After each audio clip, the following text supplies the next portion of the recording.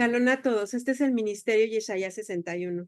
Estamos en la parashá número 24 que se llama Vayikra. Vayikra significa y llamó. Estamos en la liyá número 3 y esto se encuentra en Levítico 2, verso 7 al 16.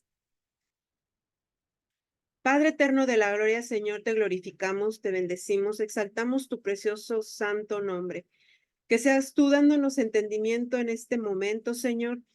Y también, Padre eterno, que seas tú dándonos de tu maná, Señor, rico y abundante, y de tus aguas, que limpien nuestro ser, nuestra alma, Señor.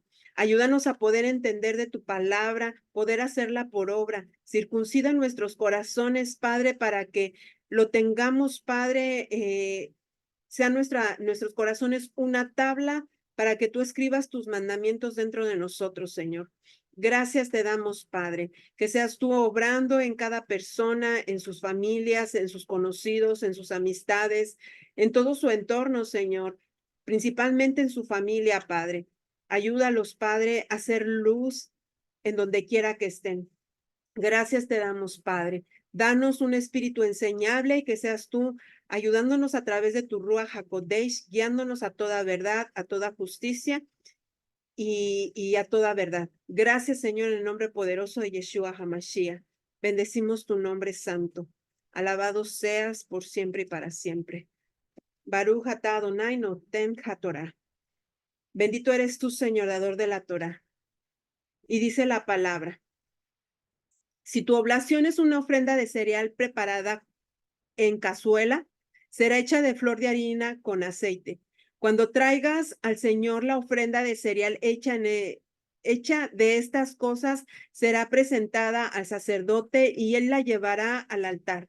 Y los sacerdotes tomará de la ofrenda de cereal su porción como memorial y la quemará sobre el altar como ofrenda encendida de aroma agradable para el Señor. Y el resto de la ofrenda de cereal pertenece a Aarón y a sus hijos. Es una cosa santísima de las ofrendas encendidas para el Señor. Ninguna ofrenda de cereal que ofrezca al Señor será hecha con levadura, porque no quemaréis ninguna levadura ni ninguna miel como ofrenda encendida para el Señor. Como ofrenda de primicias las ofreceréis al Señor, pero no ascenderán como aroma agradable sobre el altar. Ok. Además, ¿hasta dónde dije? 16. Además, toda ofrenda de cereal tuya sazonarás con sal, para que la sal del pacto de tu Dios no falte de tu ofrenda de cereal. Con todas tus ofrendas ofrecerás sal. Pero si ofrecieres al Señor una ofrenda de cereal de los primeros frutos, ofrecerás espigas verdes tostadas al fuego, granos tiernos desmenuzados, como ofrenda de cereal de tus primeros frutos. Luego echarás aceite y pondrás incienso sobre de ella. Es ofrenda de cereal. Y el sacerdote quemará como memorial parte de los granos desmenuzados con su aceite y con todo su incienso. Es ofrenda encendida para el Señor.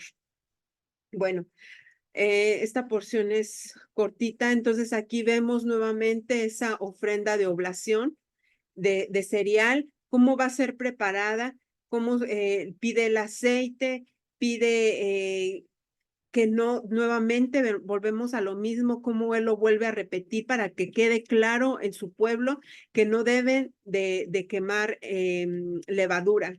Y aquí también lo que me llamó la atención es que habla de la miel en el verso 11, que dice: ninguna ofrenda de cereal que ofrezcáis al Señor será hecha con levadura, como no quemaréis ninguna levadura ni ninguna miel como ofrenda encendida para el Señor.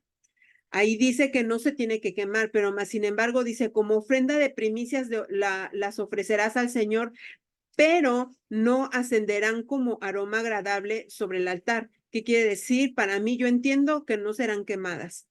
Entonces, vemos lo de la sal, que tiene que ser para perpetuamente, se podría decir, que tiene que echarle sal como pacto de que tienen con Dios a esas ofrendas. Y yo creo que sería todo de mi parte. Habla también de los primeros frutos, cómo se tienen que presentar al Señor. ¿Ya terminaste? Sí. Bueno, pues aquí continuamos con lo que son las ofrendas farináceas o ofrendas de harina. Y ahora nos toca ver otro tipo de ofrenda que era una ofrenda farinácea freída en una olla. Una olla la cual era angosta y honda o profunda, porque de esta manera se concentraba el aceite y al freírse esta ofrenda quedaba blanda, no quedaba dura. No se hacía dura a la hora de freírse.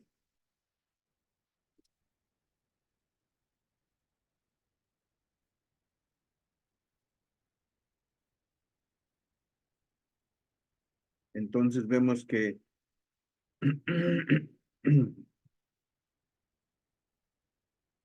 esta ofrenda era cocinada en esta olla, pero como tú dices, nos habla de que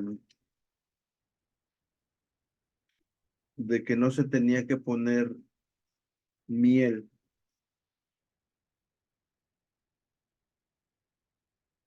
Y la razón es de que esta fruta o cualquier tipo de fruta que tú pusieras en ella podía producir un néctar, que este néctar era semejante a la miel o al aguamiel.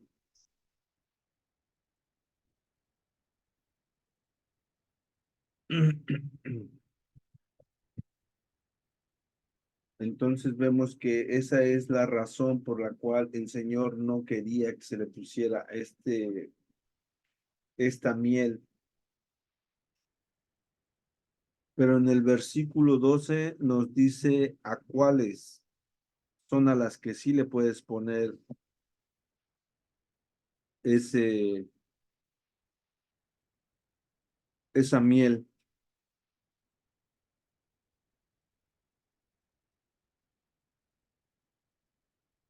Pero como tú lo comentaste, esas hogazas o esas tortas no eran quemadas y estas se ofrendaban. Eran dos hogazas que se hacían con levadura y con harina de trigo, sí, y se ofrendan en la fiesta de Shavuot.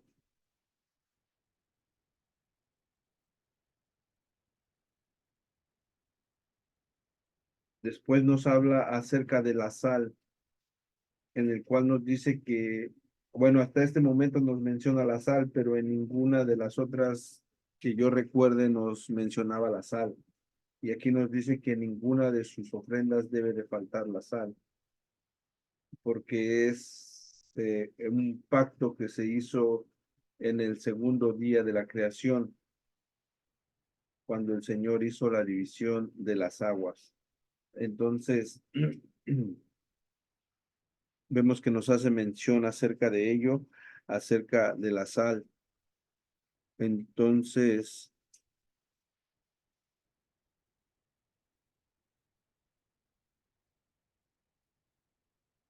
¿llegaste hasta cuál? Perdón, 16. 16. Ok. Entonces, del 14 al 16 nos habla de la ofrenda que es conocida como el Omer, porque son las primicias de grano, de espigas maduras tostadas al fuego.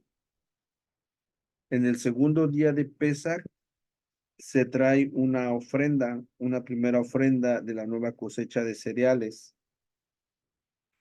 Pero a diferencia de todas las ofrendas farináceas que ya hemos visto, esta consiste de cebada.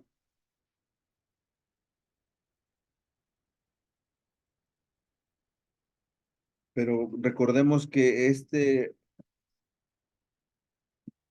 Homer era una ofrenda colectiva, y si no se traía al templo, no estaba permitido comer de la nueva cosecha de ese año. Este Omer no contenía levadura tampoco, porque vemos que estamos en plena celebración de Pesaj, que es el segundo día de Pesaj. Por lo consiguiente, no tiene que tener levadura. Y este Omer es consumido en el altar, en el fuego del altar, porque nos habla de espigas maduras.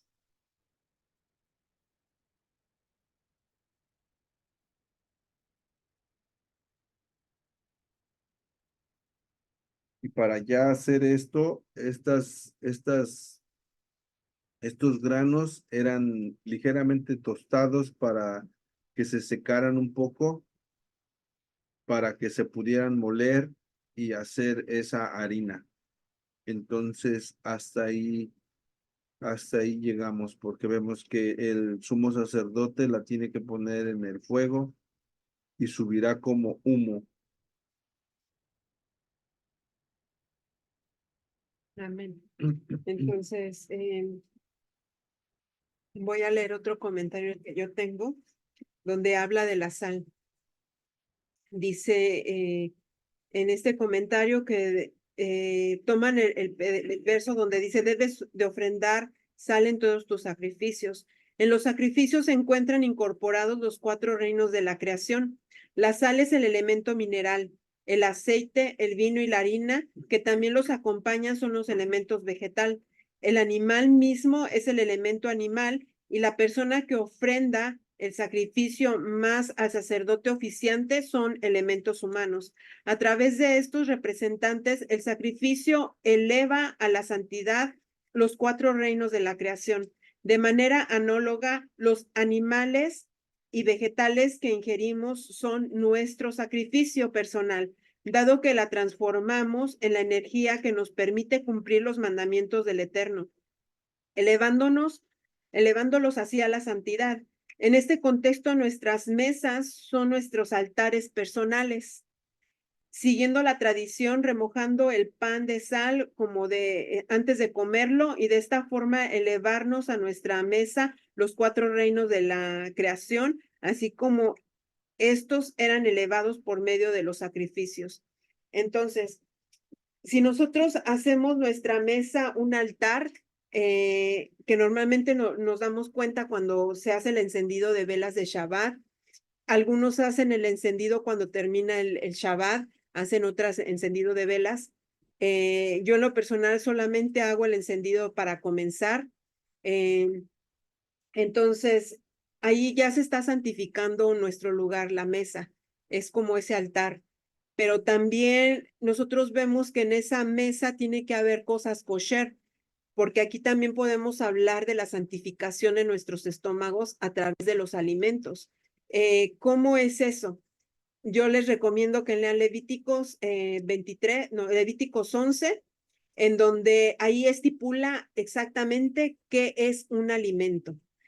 El alimento que nosotros pensamos hoy en día, en lo personal, lo que es el cerdo, el camarón, el pulpo, pescados que no tienen escama, o sea, ahí nos dan específicamente lo que no es kosher y lo que para el Eterno no es alimento, ni siquiera para los hebreos es alimento.